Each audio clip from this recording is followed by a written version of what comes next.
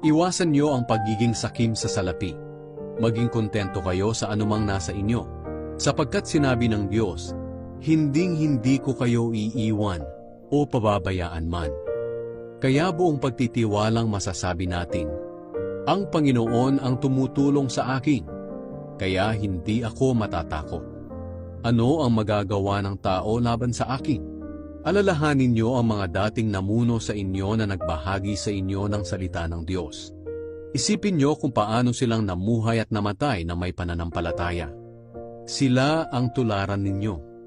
Si Hesukristo ay hindi nagbabago. Kung ano siya noon, ganoon din siya ngayon at magpakailanman. Huwag kayong padadala sa kung ano-anong mga aral na iba sa natutunan ninyo. Mas mabuting patibayin natin ang ating pananampalataya sa pamamagitan ng biyaya ng Diyos kaysa sa pamamagitan ng pagsunod sa mga tuntunin tungkol sa pagkain na wala namang naidudulot sa mga sumusunod nito.